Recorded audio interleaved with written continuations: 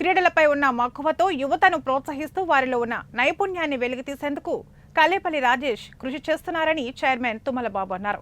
కాకినాడ జిల్లా జగ్గంపేట మండలం కాట్రావులపల్లి గ్రామంలో కల్లేపల్లి రాజేష్ ఆధ్వర్యంలో జిల్లా స్థాయి క్రికెట్ పోటీలను ప్రారంభించారు.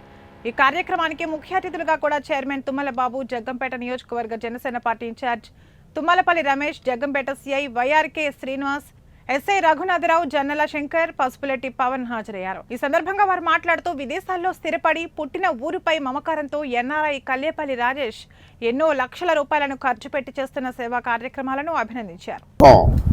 డబ్బులు ఈరోజు ఈ గ్రామానికి ఒక గ్రామమే కాకుండా జగ్గంపేట మండలంలో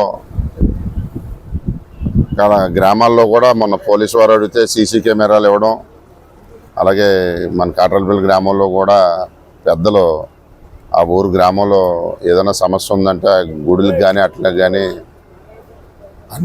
అన్నట్లకి కూడా ఆయన డబ్బులు ఇవ్వడం జరుగుతుంది. ఆయన ఒక మంచి ఉద్దేశం ఈరోజు ఈ గ్రామాల ఒక మార్పుకి మంచి జరుగుద్దని చెప్పి ఈ సందర్భంగా మీకు తెలియపరుస్తున్నాం. ఎందుకంటే అందరూ చాలామంది డబ్బులు సంపాదించుకుంటారు. ఆ డబ్బు సంపాదనలో ఎంతో కొంత ఎవరో వాళ్ళకి ఇద్దామన్న ఉద్దేశం చాలా తక్కువ మందికి ఉంటుంది. దానికి ఆయనకి మనస్ఫూర్తిగా నేను గౌరవిస్తున్నాను. ఎందుకంటే ఆయన ఒక ఉద్దేశం జరిగింది. రెండోసారి కొంతమంది క్రీడాకారులు మన ఊరి తరపు నుండి వచ్చి మేము జిల్లా స్థాయి తరపున క్రికెట్ టోర్నమెంట్ నిర్వహించాలి అనగానే జరిపిన టోర్నమెంట్ అయిన 3 రోజులకే మళ్ళీ ఇంకో టోర్నమెంట్ పెట్టడం అనేది భారీ ఖర్చుతో కూడుకున్నటువంటి వ్యవహారం ఇది.